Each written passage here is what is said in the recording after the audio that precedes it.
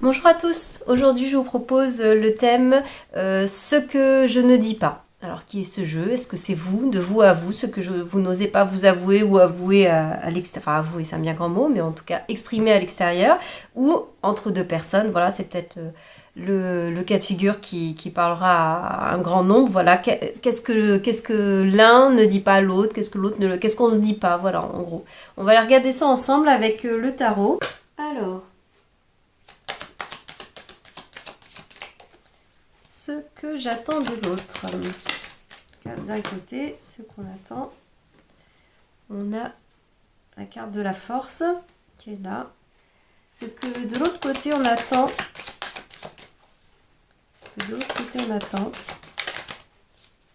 L'extérieur. Voilà.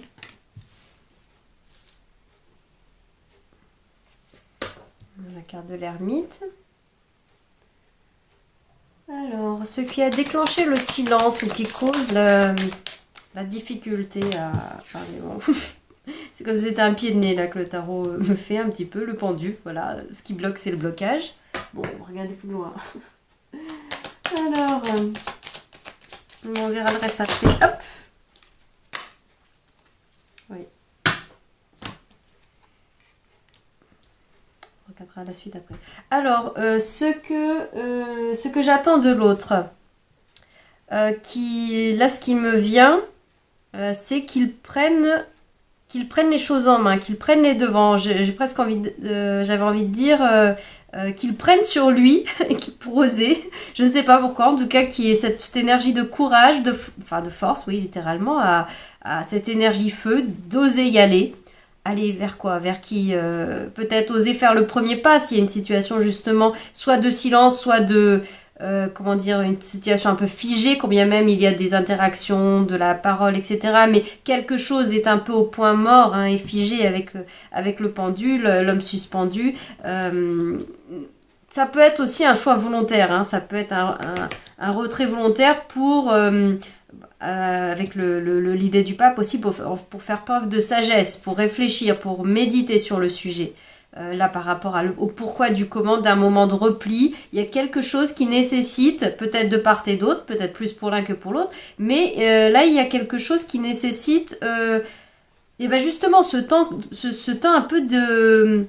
retrait, d'immobilisme, ou en tout cas où il y a quelque chose qui n'avance pas forcément, qui n'est pas en mouvement ou en une forme de progression en fait, même, mais bon, même dans ce temps justement qui est nécessaire de repli, c'est quand même évolutif, puisque voilà, c'est pour faire... c'est comme le moment de la nuit pour le jour, c'est comme le moment de la chrysalide pour le papillon, c'est un temps nécessaire. Là, ce qui est attendu de l'extérieur, de l'autre, voire de la vie, c'est que vous patientiez. Pardon, mais ce que nous montre aussi l'immobilisme est comme imposé pour aller vers cette forme de sagesse, de maturité. J'ai envie de dire que l'ermite fait un peu synthèse des deux, hein, entre le pendu et le pape. Si on fait un combo des deux, on tombe un peu justement sur l'ermite, cette sagesse et ce temps, ce ralentissement et ce temps un peu suspendu de repli, mais un repli volontaire, un repli choisi. Donc là, de l'autre côté, on attend de vous justement que ça vienne de vous, ou que vous mettiez à profit en tout cas ce temps de ralentissement ou cette coupure dans la communication de silence, voilà, si c'est comme ça que ça vous parle, pour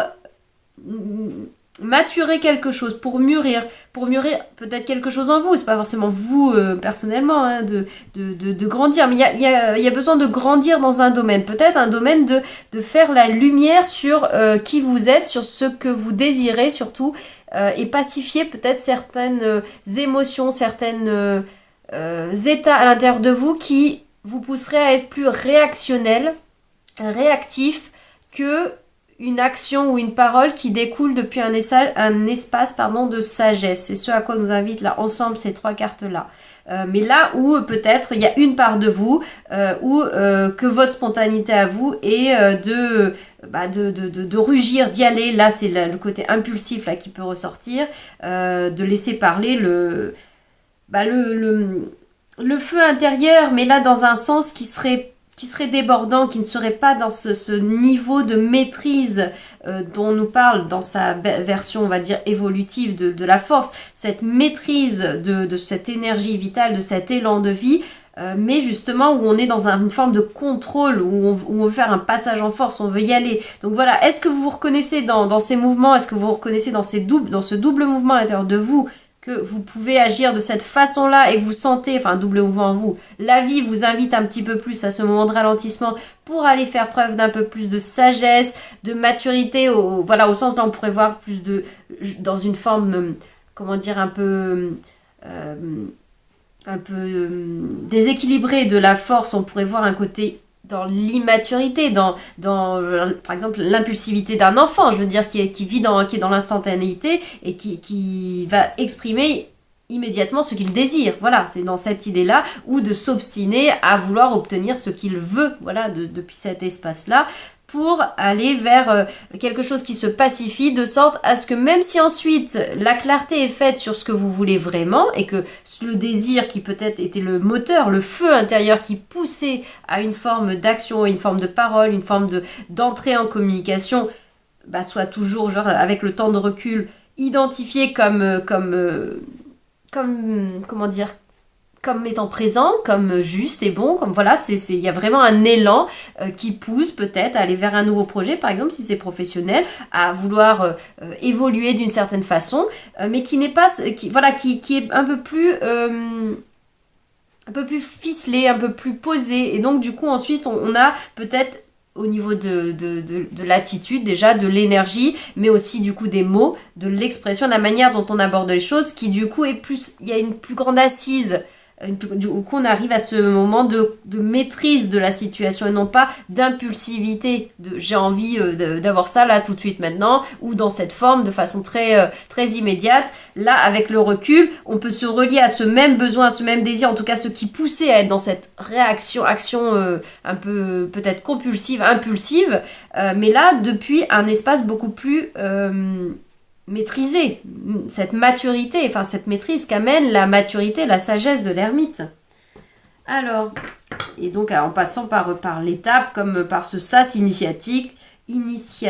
oui, du pendu et du pape, qui invite vraiment à de l'introspection, méditation, voilà, et aller faire le point vraiment sur, faire le point entre ce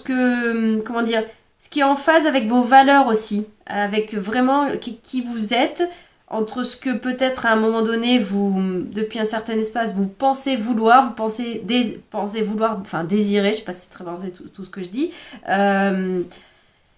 ou même votre cœur, ou en tout, peu importe, mais en tout cas, il y a un élan, et c'est peut-être un élan très, très réactif finalement. En passant par ce sas introspectif, vous allez peut-être vous rendre compte que finalement, ce n'est pas exactement dans la forme cela, ou c'est un petit peu autrement ailleurs, et que dans le fond, c'est de cela que ça vient vous parler à l'intérieur de vous, en termes de besoins, en termes de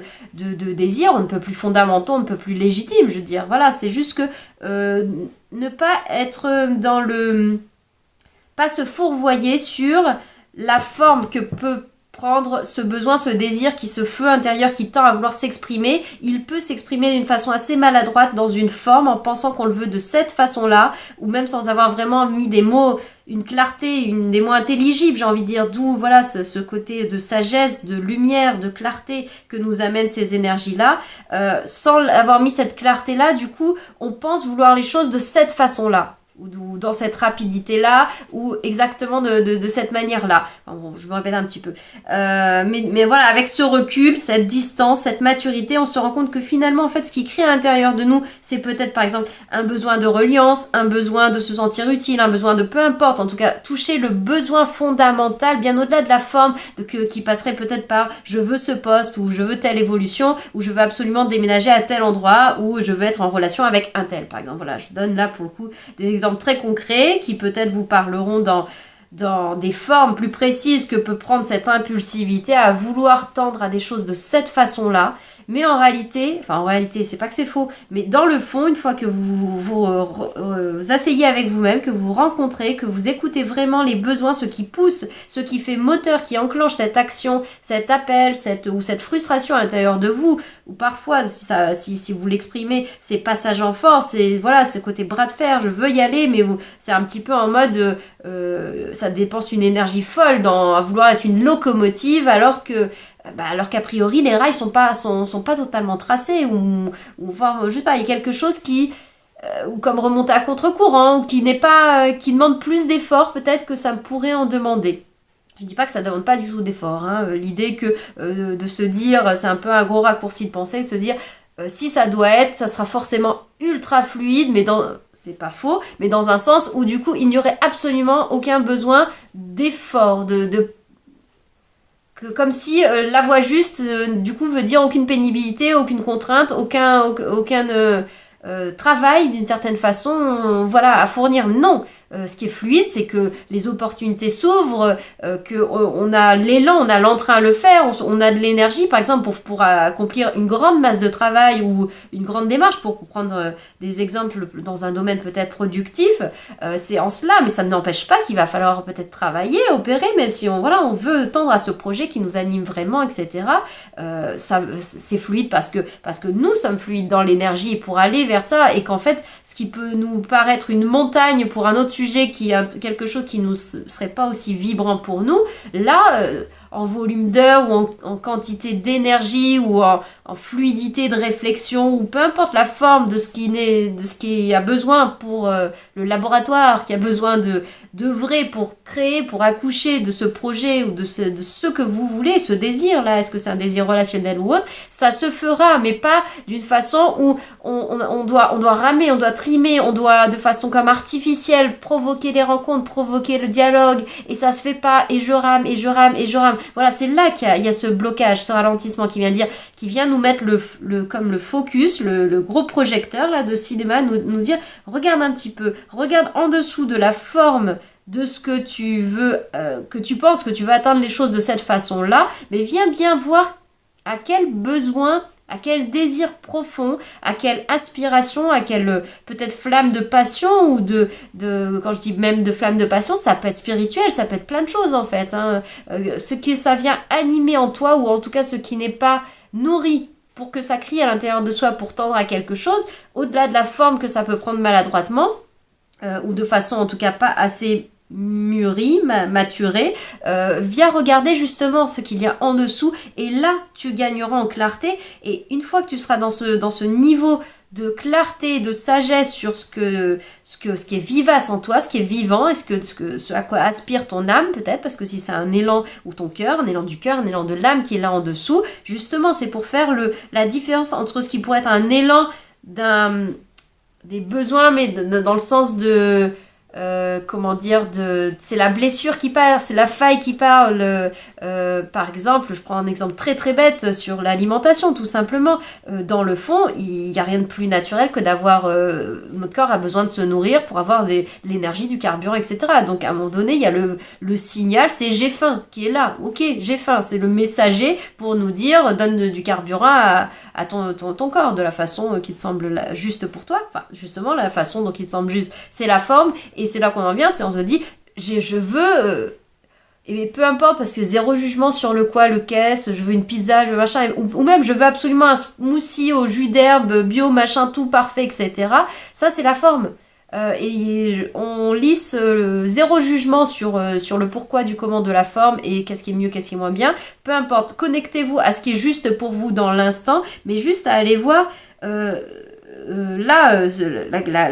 la question c'est pas je veux absolument manger de la pizza ou des bonbons ou le jus Magin. En fait là c'est le vrai besoin, c'est mon corps appelle à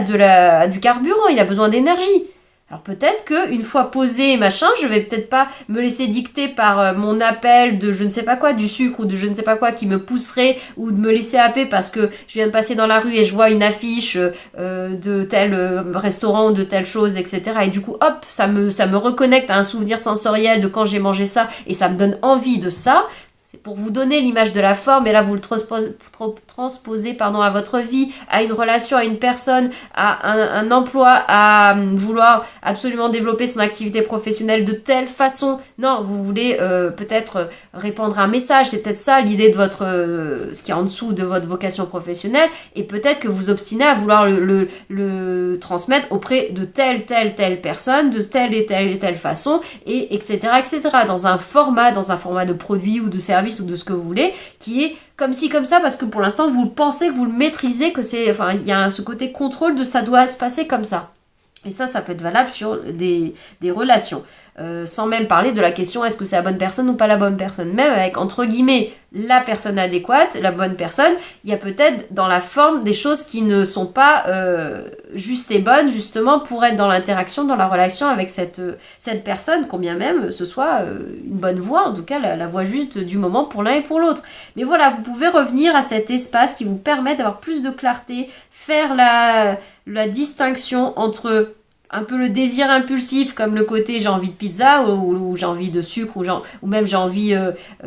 parce que peut-être mon mental pense manger comme ci, comme ça, machin, c'est pas bien de faire ceci, c'est pas bien de faire cela. Du coup, le mental dit absolument qu'il faut se faire un jus de brocoli, ce qui au passage est délicieux, brocoli poire par exemple, mais peu importe, à ce moment-là, la question c'est pas forcément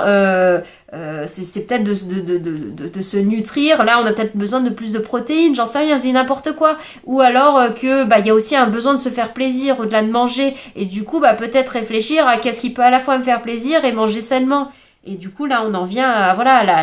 à adapter la meilleure forme, la forme de l'action que cela prend, la stratégie que l'on va opter. En communication non violence, on va parler de ça, d'observer le besoin, et qu'il y a plein de stratégies pour tendre à un même besoin. Pour le besoin justement de se nourrir, d'avoir le carburant, l'énergie, en fait il y a plein de stratégies dans le sens de, il y a plein de nourritures différentes, et il y a même d'ailleurs pas que ça, mais peu importe, voilà, c'est juste pour dire en fait, l'action, la forme de l'action, pour être dans quelque chose de beaucoup plus harmonieux, ça demande cette dose de sagesse et de pondération, et donc du coup de temps de réflexion quand même. Pas forcément une réflexion du mental, mais une introspection là plutôt. Pour éviter d'aller au clash, aussi au fait que ça c'est des passages en force, ou alors d'être bousculé par la vie, parce qu'à force de vouloir forcer dans une façon, à un moment donné, si on veut pas accepter de la vivre pleinement de façon,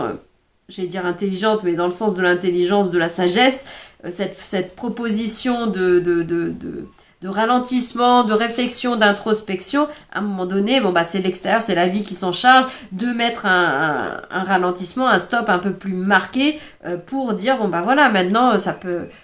être des choses très très très très simples, je sais pas, comme panne d'essence, l'image c'est ça, c'est hop, tu entends pas qu'il y a le warning qui dit qu'il faut il faut mettre du carburant, justement de la nourriture dans le corps de la voiture là par exemple, panne sèche, voilà, point, c'est tout. c'est pas dramatique, c'est juste l'extérieur va se charger de montrer de mettre une action qui va encore plus pousser à aller vers vers quoi on était invité de façon très prononcée, là en tout cas sur ces énergies-là, de ralentissement, de réflexion, et de le vivre dans cette intelligence-là, de sagesse, et non pas en victimisation, en se sentir rejeté, impuissant, démuni, juste le temps qui est arrêté, et puis la vie passe, et d'impatience, et de tout ça. Enfin voilà, c'est ce que la vie peut amener à avoir à vivre. Alors, quel message on doit recevoir, au-delà de ce qui a déjà été partagé? Quel message on doit recevoir? La lune. Message, ça renforce, c'est regarde à l'intérieur, regarde dans la nuit de toi-même, regarde dans l'ombre de ce qui se cache en dessous de ce désir, en dessous de cette volonté de vouloir ceci, vouloir cela. De toute façon, tout ça a déjà été dit, elle vient juste conforter, je pense, les messages précédents là que je vous ai déjà donnés. Vous avez besoin aussi de vous relier davantage à votre part intuitive. Là, c'est plus un contrôle, vouloir maîtriser par le mental. Et là, c'est beaucoup plus intuitif. Ce ce à quoi nous invite l'ermite, hein, avec ce mouvement de retournement pour aller à l'intérieur de soi, c'est d'aller rencontrer aussi la part plutôt réceptive, féminine, yin, d'où la lune, qui est le réceptacle notamment de nos émotions, de notre feeling, de notre intuition, de tout ce qui est beaucoup plus... passe par le sensitif, par le non-forme, l'inaudible, l'impalpable, voilà, c'est tout ça, c'est l'intuition, c'est les sens, enfin déjà les sens vraiment, au-delà le sensoriel, nos sens humains, mais aussi tout ce qui va être extrasensoriel, voilà, c'est là qu'on vient sur cette notion de plus subtil. Alors, ce qui pourra rétablir la communication ou la progression dans votre situation, quelle qu'elle soit, la communication même entre vous, entre différentes parts de vous, ou entre le dedans et le dehors, même si c'est, je le rappelle, soit avec une personne précise ou avec une situation comme votre évolution professionnelle, la vie, la société, quelque chose. Là, si cette autre, ça serait plutôt de l'ordre de un global, c'est pas un autre personnifié comme je vous l'ai déjà dit. Alors, ce qui pourra débloquer la situation, débloquer la communication notamment. Ce qui pourra débloquer la situation, on n'oublie pas, même ça vient en plus de passer ce sas-là, de vivre pleinement l'initiation du ralentissement et de l'introspection pour aller connecter l'intuition, les émotions. Peut-être qu'il y a certaines tristesses à libérer, oser plonger pleinement dans aussi... dans ses besoins, mais dans le sens de là, c'est par exemple de ne pas sélectionner que un côté positivisme un peu forcené, de pensée positive, presque méthode Coué, je vais bien, tout va bien, etc. Mais du coup, qui fait que je nie le fait qu'à l'intérieur de moi, il y a une réelle tristesse, il y a un réel manque, il y a peut-être un sentiment d'isolement, il y a des choses qui sont mal vécues. Il y a des émotions latentes peut-être liées au passé, des résidus du passé qui sont encore là, mais que la part un peu de notre mental plus conscient, plus yang, de la tête en haut, j'ai envie de dire, ne veut pas voir, ne veut pas laisser voir, mais par sa belle volonté de vouloir nous tirer vers le futur, vers demain, vers la vie est belle, et qui existe aussi. Voilà, toutes ces choses-là auxquelles cette part-là croit vraiment, mais d'un autre côté, à force de les surjouer, de ne focaliser que là-dessus, eh bien en fait ça fait qu'il y a toujours cette part à l'intérieur de nous qui pleure. On peut voir l'image de l'enfant intérieur si vous voulez, mais il n'y a pas que ça, il n'y a pas que ça. Il y a des parts en nous qui peuvent être encore un peu souffrantes, un peu nostalgiques, un peu dans un spleen, et ce spleen, il est tout autant légitime en fait que les autres. Et quand je vous parlais de la forme, et là de plonger, aller voir le besoin en dessous, le besoin en dessous, c'est peut-être d'aller reconnaître aussi qu'il y a vraiment que là, l'émotion qui passe, par exemple, c'est de l'isolement, un sentiment de solitude. Le besoin qu'il y a en dessous, c'est un besoin de reliance, c'est un besoin de partage, c'est un besoin d'être en connexion avec l'humanité. Peut-être même que c'est un besoin de contact physique qui est là. C'est pas en train de dire que pour autant, tout de suite derrière, boum, il y a la solution, faut aller au contact. Non, c'est juste d'aller s'autoriser à dire oui, c'est vrai. Je vais arrêter de faire comme si je vivais très bien mon célibat, ou comme si tout allait bien, comme si je gérais ma vie et qu'il n'y avait pas des moments creux ou quoi que ce soit. C'est pas la question de le dire à l'extérieur, mais déjà de se le dire de soi à soi, d'aller reconnaître, on tombe le masque,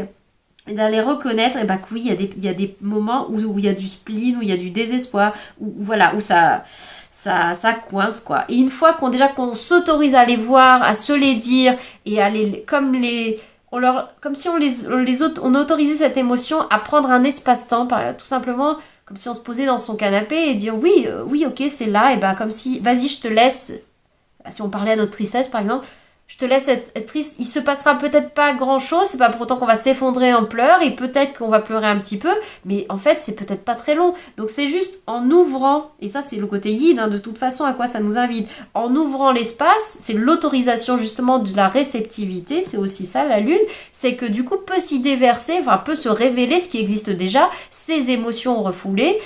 et qui peut-être une fois qu'elles ont été perçues et peut-être libérées, alors ça peut nous paraître un peu, on est submergé, un peu énorme, on est au niveau émotionnel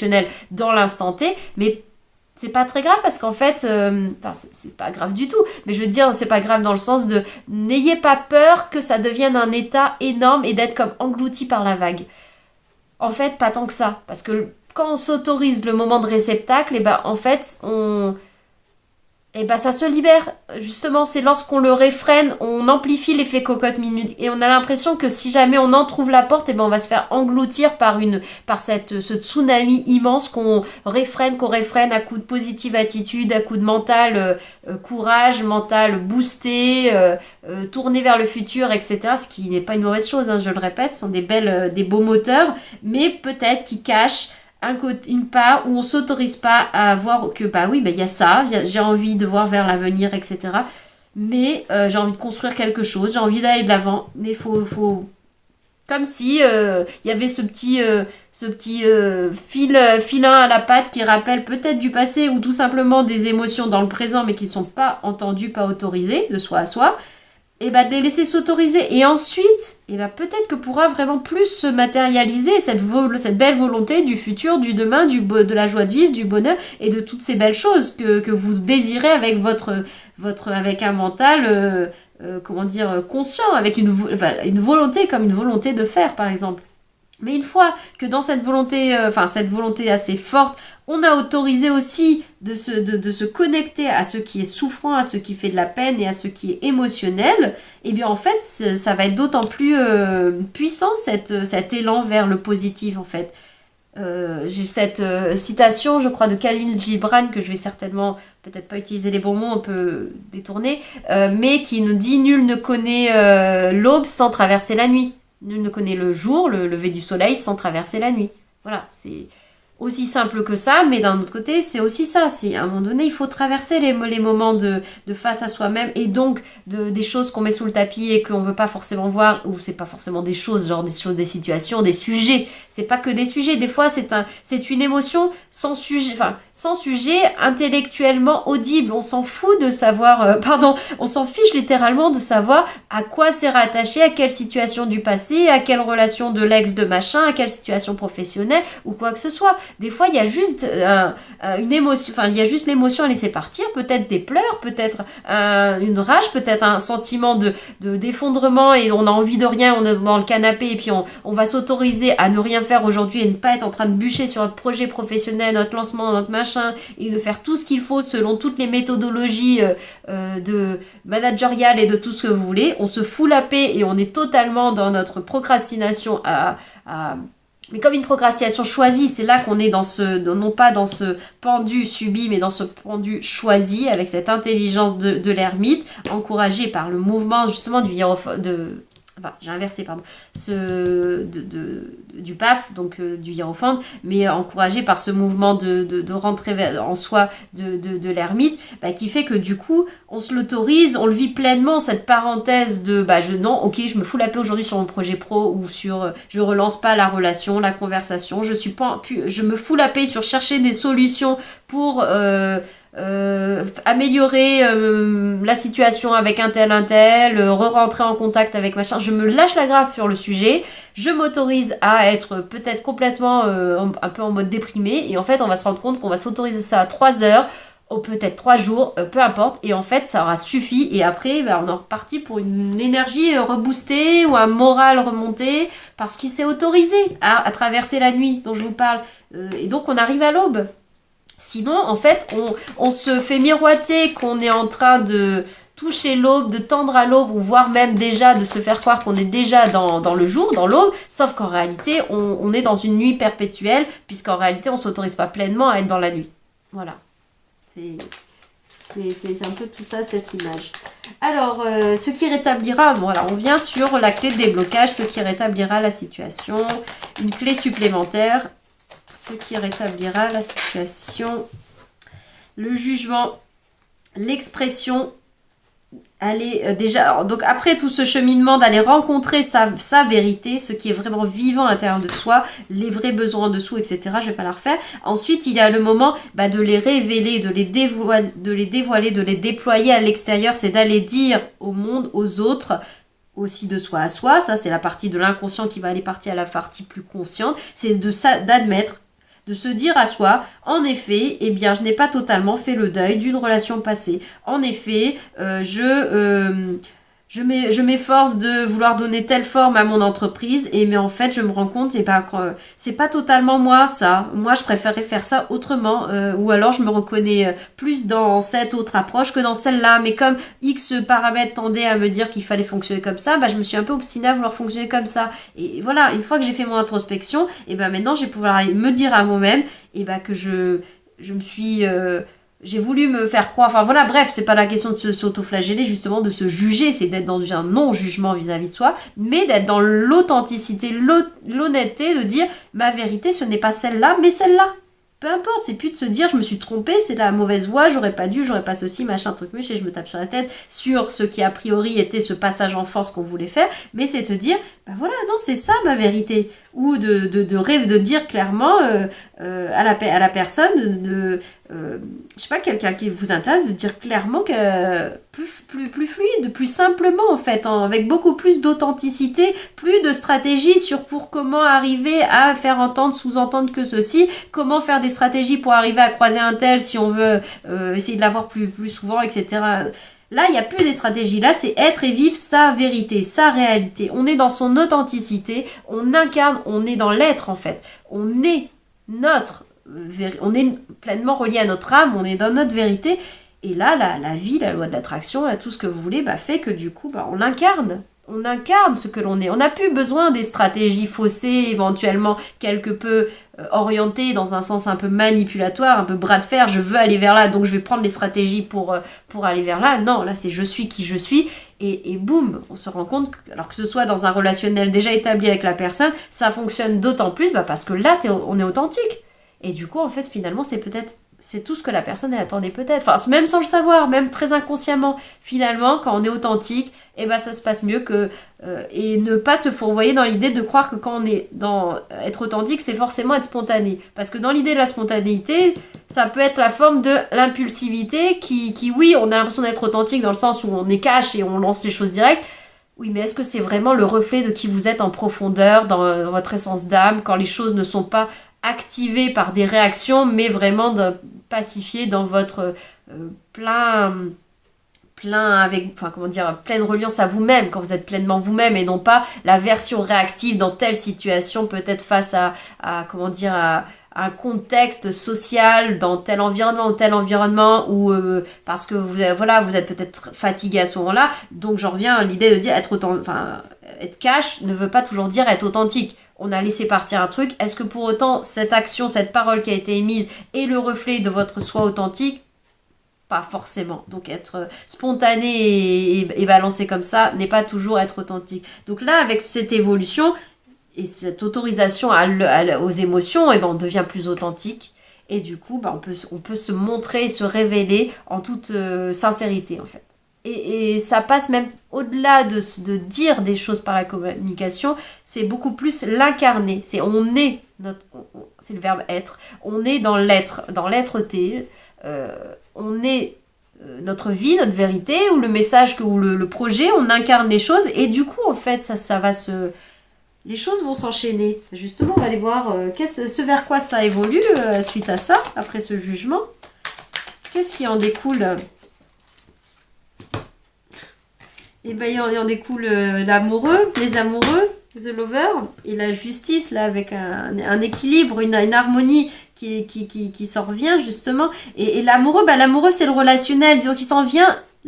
Et au-delà de là, il y a deux personnages, mais l'amoureux, ce n'est pas qu'un couple sentimental amoureux, c'est plutôt moi et les autres, c'est mon interaction avec les autres. Et la grande clé de l'initiation de l'amoureux, c'est lorsqu'il a compris, si on veut dire, si le personnage, lorsqu'on comprend que la qualité des relations avec les autres, avec l'extérieur, avec la vie, avec nos projets, avec tout ce que vous voulez, elle est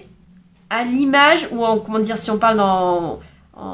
teneur énergétique, en coloration et vibratoire énergétique, elle est à la mesure de l'amour que l'on a pour soi, de notre amour et le respect de soi. Donc, lorsque l'on est dans ce mouvement d'introspection et qu'on est dans l'accueil, le respect, l'authenticité avec soi, de soi à soi, du coup on est dans cet amour de soi, mais qui est sincère et authentique, pas des trucs artificiels de vouloir se convaincre à soi-même que on se trouve beau, on se trouve belle, on s'aime, on ceci, on cela, on machin, on ci et là, on se fait une liste de nos qualités. Bah si ça aide à vraiment se relier de façon très sincère et authentique avec vraiment cet amour pour soi et ce respect de soi et le fait d'être bien avec soi-même, ok, si ça n'est qu'une stratégie qui finalement masque les trois quarts de l'iceberg et qu'en réalité on n'autorise pas tous les endroits où on n'aime pas ceci, on déteste cela, où on se rejette de telle façon, où on trouve que ça sera jamais aimable, c'est pas en se faisant un blablabla à soi-même que oui on est aimable, oui on est aimable, oui on est aimable, que profondément, on va faire la farce à notre partie inconsciente où elle va se mettre, si on peut voir ça comme ça, elle va se mettre à croire que du coup, oui, on est aimable. On va pas pouvoir mettre un paquet, une couche de peinture, un vernis tout brillant machin sur quelque chose, sur quelque chose, une toile en dessous qui reste dure, comme un visage triste, etc. Si on peint un clown, c'est peut-être pas la meilleure idée parce que tout le monde n'aime pas les clowns, mais bon, je sais pas, une licorne, des paillettes, tout ce que vous voulez par-dessus, c'est pas pour autant que en dessous, sous la surface, en dessous de la couche, il y a toujours cette espèce de visage triste qui pleure. Donc la clé, ce n'est pas uniquement de s'enrober, de se mettre la robe, les chapeaux, les lunettes, les paillettes qui viennent à dire que